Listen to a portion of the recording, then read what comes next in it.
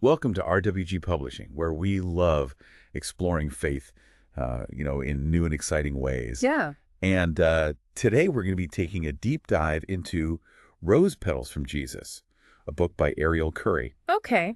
Now, this book is kind of a unique blend of personal testimony and spiritual exploration with a focus on developing a very intimate relationship with Jesus. Okay. And it's not like your typical theological text. Right. It's more like peeking into Ariel Curry's personal journal Mm-hmm.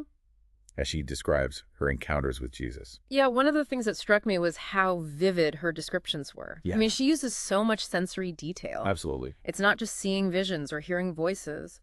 She talks about taste, touch, smell. All of her senses are engaged in her connection with Jesus. Yeah, and it's not just like a passing reference Right. to these senses. Like, she goes into detail about, the taste of wine, embodying the love of Jesus, or feeling his touch like an electric current, or even connecting the fragrance of roses to his presence. Yeah, it's really a vibrant way of depicting her relationship with Jesus. Yeah, I was really intrigued by that, too. I think it's really fascinating how she uses these physical sensations to bridge the gap between the spiritual and physical. Yeah. It's almost like she's making those intangible aspects of faith more concrete and relatable, Uh-huh. especially for people who connect with faith through emotions and physical experiences. I can see that. Yeah. It's like by grounding her spiritual encounters in those very specific details, Yes. it makes it more accessible to the reader, Exactly. more real. And it makes you wonder, how we typically perceive and interact with the divine. Right. Is it always this distant and abstract thing? Yeah. Or can it be experienced in a tangible way, even physical? Right. And Curry's experiences seem to suggest that it can be physical. The very thought-provoking approach. Yeah. And speaking of thought-provoking, the book also uses a lot of romantic language and imagery Yes. to describe her relationship with Jesus. Yes. We're talking about dancing with Jesus, Mhm. kissing him, Yeah. receiving gifts from him, Yeah. experiencing this longing and desire for him. Yeah. That's definitely going to raise some eyebrows. It does stand out as, Yeah. different. Yeah. It's important to consider the context, I think. Yeah. She's trying to express the depth of her love and devotion for Jesus. Yeah. And that goes beyond the typical language that we use to describe religious experience. It's like she's trying to capture the Yes. intensity, the Yes. passion. Of that connection. Exactly. And this type of language has a long history in Christian mystical tradition. Oh, really? Yeah. So it's not necessarily meant to be taken literally, Okay. but rather a symbolic representation of that profound union with the divine that mystics have described throughout history. So it's more about conveying the depth of feeling, Yes. that merging with the divine, Yes. than a literal romantic relationship. Precisely. Yeah. But it's definitely going to come with some challenges and potential misunderstandings, of course. Because not everyone's going to be comfortable with that level of romantic language. Right. It pushes boundaries and challenges traditional interpretations, and that can be unsettling for some. And it's interesting how she navigates those potentially controversial elements Right. while still conveying the sincerity of her experience. Yes. It's a delicate balance. It is. And it raises questions about how we approach language Yeah. and expression in matters of faith. How do we express the profound, Right. the mystical, in a way that's both authentic and accessible? Yeah. And she seems to be experimenting with pushing those boundaries, using that language of intimacy and passion Right. to convey the depth of her spiritual encounters. And on that note of, exploring faith in unconventional ways, Yes. one of the most compelling aspects of the book is how she weaves her personal experiences with insights into spiritual transformation. Yes. She doesn't just describe her encounters, Right. but she reflects on how they've changed her, Yes. how they've drawn her closer to Jesus and impacted her daily life. This personal transformation is a recurring theme. Yeah. It's like each encounter with Jesus propels her further on this path of growth, Yeah. leading her toward a deeper understanding of herself and her faith. I was particularly struck by her descriptions of a heightened awareness of Jesus's presence in her life. Yes. That shift in focus from worldly concerns to a desire to please Jesus and an increased longing for holiness and purity. It's like a ripple effect, with each encounter creating more profound change within her. And that's right at the heart of many branches of Christianity. Yeah. This concept of becoming more Christ-like through a close relationship with him. Right. It's a journey of shedding the old ways and embracing a new way of being, Yeah. one that's aligned with God's will. But it doesn't sound like it's a passive process. Yeah. It seems like this transformation requires active effort and intentionality. You're absolutely right. It's not about magically becoming a different person overnight. Right. It's a conscious decision to surrender to God's will, Yeah. to allow those encounters with the divine to shape and mold you even when it's challenging or uncomfortable. And this idea of surrender Yeah, is a powerful one, and it seems to be a major theme in Rose Petals from Jesus. absolutely. Curry talks about learning to find joy in waiting on God's timing, trusting that he is working even when his presence isn't felt. This concept of waiting on God is deeply rooted in Christian theology. Yeah. It's tied to patience, trust, and faith. Right. It's about acknowledging that we don't always have control and that sometimes we need to surrender our own desires and timelines and just trust that God has a bigger plan, even if we don't see it in the moment. Which can be incredibly difficult, Yeah. especially in our modern culture. Yes. That prioritizes instant gratification. That's right. We want everything now, and waiting can feel like stagnation. Exactly. But she suggests that this period of surrender can actually be fertile ground for growth. So you're saying that we can learn and evolve while we wait. Precisely, it's a time for deepening our faith, strengthening our trust in God, and developing resilience. It's not always comfortable, but it can lead to profound transformation.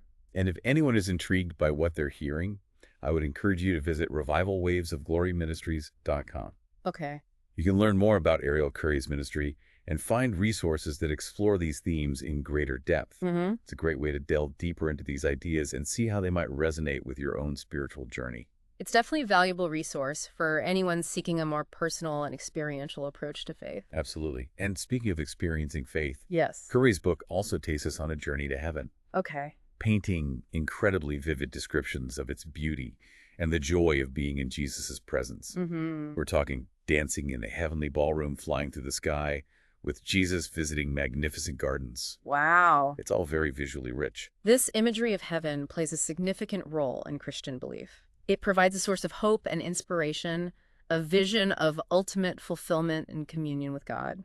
It's a reminder that our earthly struggles are temporary, and there's a greater reality awaiting us. But I imagine people have different ideas about what heaven is like, Sure. right? Yeah. Is she presenting her own personal vision, or is she drawing from specific biblical descriptions? That's a great question. While she does draw inspiration from biblical imagery, she also infuses her descriptions with a unique personal flair. Okay. Conveying that wonder and joy that she experiences in her own encounters with Jesus. So it's less about presenting a definitive theological statement, Right. and more about inviting readers to imagine the possibilities to open their hearts to that boundless love and beauty that heaven represents. So it's more about capturing the essence of heaven, Yes. that feeling of being in God's presence, Yes. rather than the literal depiction. Exactly. And it's this emphasis on personal experience, this willingness to explore faith through vivid imagery and unconventional language that makes Rose Petals from Jesus such a unique and compelling read. And on that note of unique and compelling, let's delve further into Curry's experiences and explore some of the deeper theological concepts that she touches upon. Okay, I'm eager to unpack those as well. Awesome. So let's continue our deep dive into Rose Petals from Jesus. Okay. Picking up where we left off, one of the things that I think is so compelling about Curry's book is how she interweaves her personal encounters with these deeper theological ideas. Like, for instance, she doesn't just describe a journey to heaven. Yeah. She emphasizes that transformative process of becoming more Christ-like along the way. Right. And that transformation, she suggests, is fueled by those intimate moments with the divine. Right. She talks about, feeling his presence in a very personal way, experiencing his touch, his embrace. Even his kiss. Yeah, even his kiss. And those descriptions are definitely some of the more striking and potentially controversial aspects of the book. Yeah. But it's important to approach those passages with sensitivity and understanding. Right. And remembering that she's using this language of intimacy and physical sensation. Right. To convey the depth of her spiritual experience. Yeah. That merging with the divine. Yes. And it's a symbolic representation of that profound union, not a literal depiction of a romantic relationship. Precisely. But I can see how those descriptions could be challenging for some readers. It really pushes the boundaries of how we typically talk about faith and spirituality. Absolutely. And she doesn't shy away from that either. No, she doesn't. In fact, it seems like she's intentionally challenging readers to think about their own relationship with faith. Right. Their own level of surrender to God's will. You know, how do we experience that intimacy with the divine, and what form does it take? That's a powerful question. And speaking of powerful questions, one thing that stood out to me was how she seamlessly weaves personal experience with traditional Christian theology. Yeah. You know, she doesn't just talk about her own encounters, but she also delves into concepts like the Trinity, God the Father, Son, and Holy Spirit, and how they kind of intersect in her life. That's a crucial aspect of Christian doctrine, this idea that God exists as three distinct persons, yet unified in one divine essence. It's a complex concept that's been debated and interpreted for centuries, but she approaches it through this lens of personal relationship, describing her unique interactions with each member of the Trinity, feeling their distinct love and guidance. It's like she has a personal connection with each one. Like they're all part of her spiritual family. Each playing a specific role in her life. It's a beautiful image, that sense of being embraced and loved by the Trinity. It really is. And it reminds us that we're not alone in our faith journey. That the Trinity is a source of constant guidance and support, always present, working in our lives. And this brings to mind another theme that resonated with me, this idea of movement and rhythm in faith. Oh, yeah. She frequently uses this metaphor of dance to describe her relationship with Jesus, emphasizing the joy and freedom of moving in harmony with the divine. Such a powerful image. Yeah, it really is. It challenges the notion of faith as something static, rigid. Instead, she presents it as this dynamic experience, a dance of surrender, joyful movement with the divine. It's like she's saying faith is not about standing still. It's about embracing that flow, that rhythm of God's love. Allowing ourselves to be swept up in it. And that willingness to be led, that surrender to the movement of the Spirit, that's where true transformation begins. You know, it's a continual process of growth guided by that intimate connection with the divine. You know, and Curry doesn't just rely on, you know, personal experience and traditional theological ideas. She also delves into scripture, exploring specific passages, drawing out, you know, personal applications. She's particularly drawn to the Song of Solomon. Oh, the Song of Solomon. Which she sees as a blueprint for cultivating this deep and intimate relationship with Jesus. Now, that is a fascinating and often debated book within the Bible. It's rich with symbolism and poetic language, and its interpretation has sparked a lot of discussion amongst theologians for centuries. Some see it as a purely allegorical representation of God's love for his people, while others, like Curry, interpret it as a guide for experiencing a passionate and intimate connection with Christ. It sounds like she's encouraging readers to look beyond the surface. To delve into the emotional depths of those biblical texts and discover personal meaning within them. Exactly. She invites us to engage with Scripture in a personal, experiential way, to allow those ancient words to come alive and speak to our hearts. In a new and powerful way. It's not about blindly accepting traditional interpretations. It's about wrestling with the text, questioning, seeking understanding, and allowing those encounters with Scripture to shape our own spiritual journeys. It's like she's encouraging a dialogue, a back and forth between the reader and the text, rather than a passive absorption of information. I couldn't have said it better myself. And that approach, that willingness to engage with faith in a personal and dynamic way, that's what makes Rose Petals from Jesus so thought-provoking and inspiring. You know, it's amazing how she manages to weave together these different strands, you know, personal experience, theological concepts, scriptural interpretation, and even creative metaphors like dance. To create this cohesive and compelling narrative about her relationship with Jesus.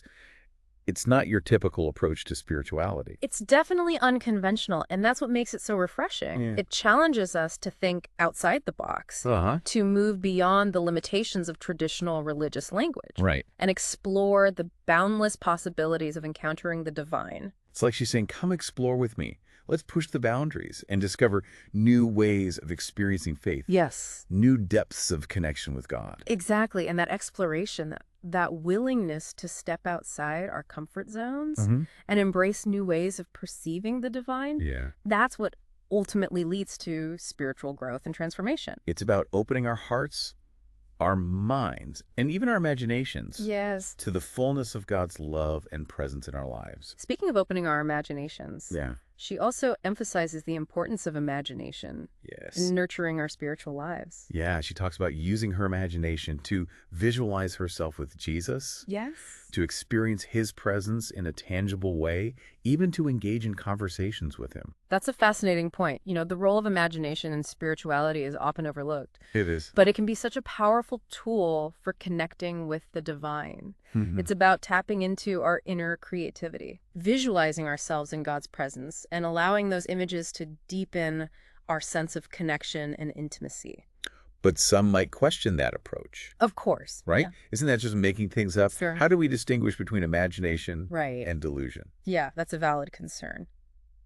It's important to remember that she's not advocating for creating a false reality. Okay. She's using imagination as a tool to access a deeper spiritual truth, Right. to make those intangible aspects of faith more real and relatable. Mm. It's about opening ourselves to the possibilities, Yeah. allowing those images to inspire us, guide us, Uh-huh. to deepen our understanding of God's love and presence. It's like she's saying, don't limit yourself to what you can see and touch. Yes. Let your imagination soar. Yes. Explore the boundless realm of the spirit. Exactly. And that exploration can lead to profound insights and experiences. It can help us bridge the gap between the physical and spiritual. Create a space within ourselves where we can truly encounter God in a way that transcends the limitations of our senses. And if you're finding this conversation as fascinating as I am and want to explore these ideas further, I'd encourage you to visit revivalwavesofgloryministries.com. Okay. You can learn more about Ariel Curry's ministry and find resources that will help you deepen your own connection with the divine. It's a fantastic resource for anyone seeking a more personal and experiential approach to faith. Absolutely. It's a great way to continue this exploration. Yeah. And see how these concepts might resonate with your own spiritual journey. Right. One of the things that makes Rose Petals from Jesus so relatable Yeah. is Curry's willingness to be vulnerable. Yes. She doesn't just share her triumphs and ecstatic encounters. Right. She also talks about her struggles, her doubts, Yes. those moments when she felt distant from God or questioned her faith. That honesty is so refreshing. Yeah. In the realm of spirituality, there's often this pressure to present a perfect image, to pretend like we have it all figured out. Right. But her vulnerability reminds us that it's okay to struggle, Yeah. to question, to doubt. It's all part of the journey. It's like she's saying, hey, I'm human. Yeah. I have moments of weakness and uncertainty, but that doesn't disqualify me from experiencing God's love. Right. Or sharing my journey with others. Exactly. And that message is so liberating. It is. It allows us to embrace our humanity, our imperfections, Yeah. and still pursue a deep and meaningful relationship with God. It's in those moments of vulnerability that we often experience the greatest growth and the deepest connection with the divine. That's such a powerful reminder. It takes courage to be vulnerable, especially when talking about something as personal as faith. But her openness creates a space for honesty and authenticity. Yes. Allowing readers to connect with her on a deeper level. Absolutely. It reminds us that we're not alone in our struggles. Right. And that even in those moments of doubt and uncertainty, God's love and grace are always available to us. Now, shifting gears a bit, Okay. one of the more intriguing aspects of Curry's book is how she describes her encounters with angels. Okay. And these aren't just, those ethereal winged beings we see in paintings. Right. She portrays them as powerful spiritual beings, messengers of God, actively involved in her life and ministry. The belief in angels is widespread across various religious and spiritual traditions. They're often seen as intermediaries between the human and divine realms, offering guidance, protection, intervention in times of need. And her experiences definitely tap into that ancient belief, giving it a personal and contemporary twist. It's like she's describing having this divine support system, a team of spiritual beings working behind the scenes to guide and protect her. That's a great way to put it. And she doesn't just sense their presence. She describes feeling their touch, hearing their voices, even seeing their radiant forms. Wow. These encounters serve to reinforce her faith, to remind her that she's not alone, that God is constantly watching over her. I imagine those experiences would be quite powerful, even life-changing. Yeah. But what about those who are skeptical about the existence of angels? Sure. Would her accounts resonate with them? Yeah. Or would they just dismiss them as fantasy? Well, it depends on the individual's perspective. Yeah. And openness to such experiences, some might find them compelling, while others might interpret them differently. Okay. What's important is that she presents these encounters as a genuine part of her spiritual journey, Right. offering a glimpse into the unseen realm, the spiritual dimension that surrounds us. It's an invitation to consider the possibility that there's more to reality Yeah. than meets the eye. It's fascinating how she presents those encounters with angels, not as something extraordinary or out of the ordinary, but as a natural extension of her connection with the divine. It's like the more she opens herself up to God, the more she becomes aware of these unseen forces at work in her life. Right, and it's just that maybe these experiences aren't as rare as we think. Yeah. Maybe we just haven't cultivated the sensitivity or the awareness to perceive them. It's very possible. You know, her book definitely challenges us to kind of expand our understanding of what's possible in the realm of the spiritual. Absolutely. And speaking of pushing boundaries, one of the things that really struck me about Rose Petals from Jesus was just the overall tone of boldness and confidence that she expresses in her relationship with God. Yeah. It's not about approaching faith with timidity or fear, but with this sense of joyful abandon and a willingness to fully embrace the mystery and wonder of the divine. Yeah, the boldness is so inspiring. It is. It's like she's saying, don't be afraid to dive deep. Right. You know, don't hold back. Embrace the fullness of God's love and allow it to transform you. It's a message that I think resonates really deeply, especially in a world that often encourages us to play it safe Yes. and conform to the norm. Yeah. She's reminding us that faith is an adventure, a journey of discovery, and sometimes that requires us to step outside of our comfort zones, embrace the unknown. It's about allowing ourselves to be surprised by God, to encounter him in unexpected ways, and to trust that he will meet us wherever we are on our spiritual journey. Exactly, and that trust, that willingness to surrender to the flow of God's love and grace, that's ultimately what allows us to experience the transformative power of faith. Absolutely. It's about letting go of our preconceived notions, our fears, our doubts, and allowing ourselves to be swept up in that boundless love and grace of the divine. I love that. Curry's book is a beautiful testament to that transformative power. It is. It's a reminder that faith is not a static set of beliefs, but a living, breathing relationship that has the potential to change us from the inside out.